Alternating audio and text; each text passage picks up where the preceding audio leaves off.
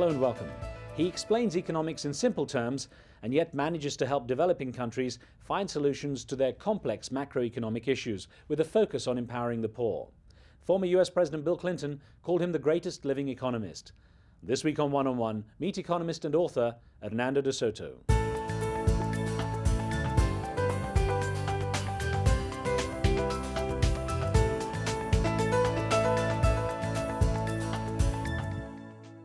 Born in Peru but raised in Switzerland, Hernando de Soto enjoyed an international education that he says holds him in good stead for his global challenges.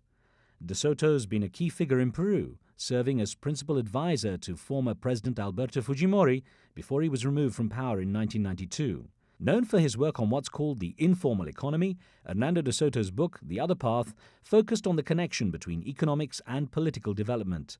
While his thesis drew praise from academics, it led to several attempts on his life for vilifying the country's guerrilla movements. Undeterred, de Soto passionately continues to tackle economic challenges in his role as president of the Institute for Liberty and Democracy based in Lima. Hernando, great to speak with you.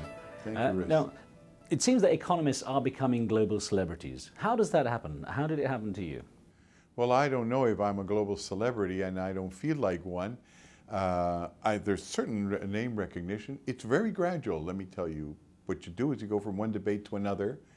You state your case, and most of the times you start winning. Before you know it, your emails go from this thick to that thick, and I guess that's celebrity stuff. Well, it's funny because there was a time when sort of economists would be in that bracket with accountants. You sort of knew they were there, but you never heard about them. That's but right. Then, people like you and there's Jeffrey Sachs and others suddenly become these forefront figures, and I wonder if it's because there's more concern about the role of economies as such on daily life. People are more aware of it.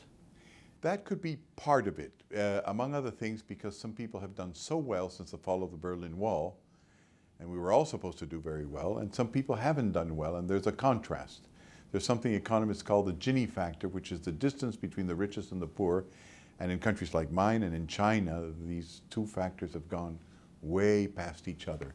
So people are concerned. The other side of it may be that some of us aren't really full economists. We don't just talk about economics. We talk about economics as it relates to politics. And that gives us probably more visibility. The pure science of economics has gotten very mathematical, and those kind of fellows that you see when they win their Nobel Prizes are the guys who, of course, don't have anything of broad interest to say. But if you can tie economics up to politics and whither goes humanity, then you're back to the dismal science as Marx and Smith understood it, and then you become probably more visible. I'm trying to figure this out as we go along, but I think that may be the reply. Well, I was wondering to what extent you are also sort of an activist, if not a politician or sort of political activist, some form of activist as well as an economist. That may have a lot to do with it, for the simple reason that if you want your ideas to get into action, you have got to land them. You can't just say this is an idea. You've got to go and tell the head of state that says, I want to do what you're talking to me about. You've got to get ready to even draft the law. And once you've drafted the law, you've got to tell them how it's implemented. So that part of the activist may be what gets one across, because otherwise you stay in the guru stage. And I, on the one hand, do have the ideas, but the ideas come from my practical experience on the ground, and I do draft the laws, and I do set up the organizations that implement it. So you might be right. That other side does two things for you. One, it possibly gives you visibility, but the second thing is politicians, who are the people who implement the stuff that you talk about, decide to talk about you or decide to support you because you actually give them solutions as to just giving them ideas. So the activism probably is simply a way of becoming realistic. When it comes down to it, you're making big decisions for governments, in effect, or helping them to make big decisions. Right. How well do you handle criticism, which naturally comes with being associated with political players and key business players? Well, at a personal level, when I get hit too hard, I go back to the hotel room and cry and complain and get on the phone and get very angry. But I try and control it, because in this business, you get criticized all the time. People don't like to move out of their status quo. Elites, let's put it this way. So when you go to somebody else's country and you explain to them that most of their countrymen are really not outside the system because they are mentally lazy, because they're disagreeable, because they need further education, but because the system is actually bad, you learn to cope with criticism. But you also learn to avoid it by making sure that you state very well your case for why they can't continue with things as are. So criticism does diminish over time, but you learn to handle it because that's part of the business. Your childhood was interesting. I want to take the viewers through that.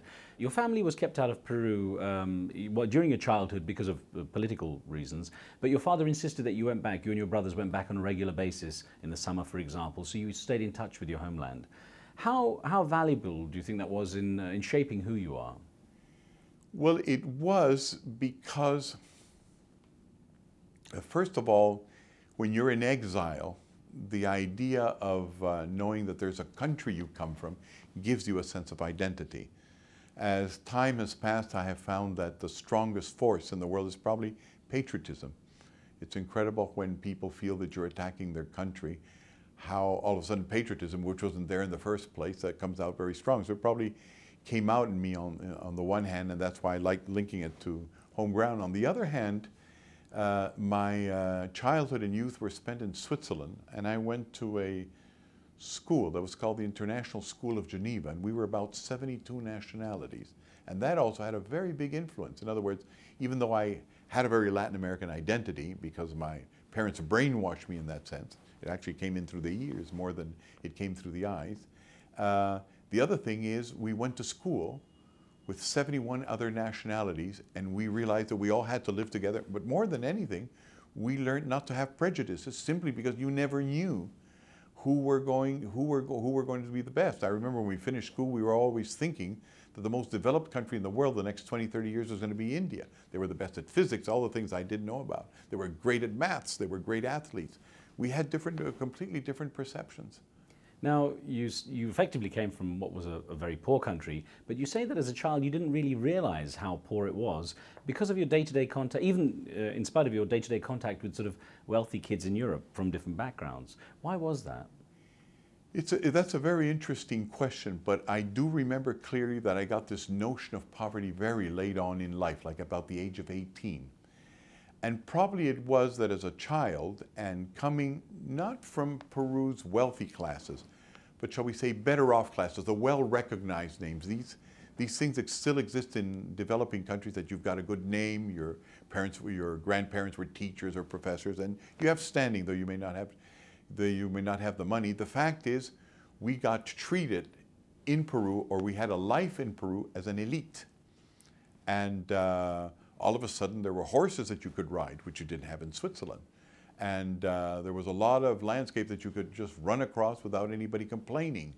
There was a lot of freedom as a child, and therefore I had a very good life in Peru, and somehow it didn't start coming across until I started looking at other people, and then I realized the difference. The other thing, of course, was that the children in Peru, compared to the children in Switzerland, were equally intelligent, equally prepared. I never saw anything that would make me think that the Europeans were actually more qualified than we were. That only came about the age of 18, when I started putting not emotions but rationality into the matter.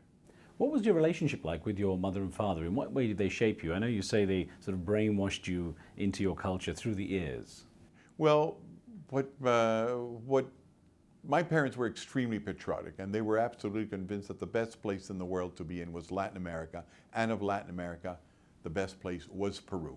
So that pulled in one direction. But day to day, I went to the school with 72 nationalities, and at the end, I just realized that I obviously had sentimental roots in Peru, whether they were fabricated or not, they were there.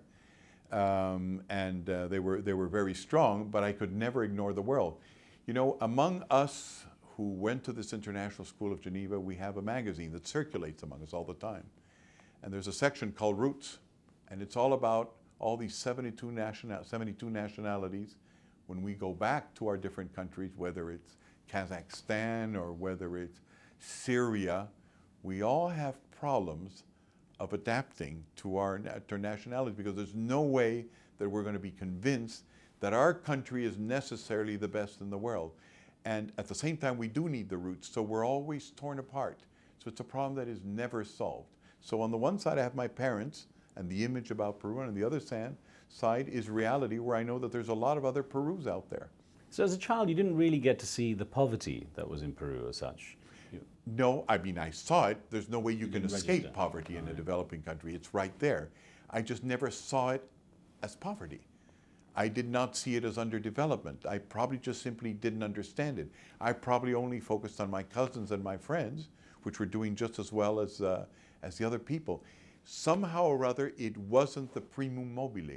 I do remember at the age of 17 or 18, it's striking me so hard that I took off nearly half a year or a year to work in the jungle, in sawmills, and work in hotels, cleaning rooms, because I felt so guilty about not having understood or seen them before, and I wanted to know how that other part lived. But I also remember quite clearly that it never struck me until about 16 or 17, and I can't tell you why. Hernando de Soto, don't go away. We're going to ask you a few more questions. We're back with One on One in just a moment.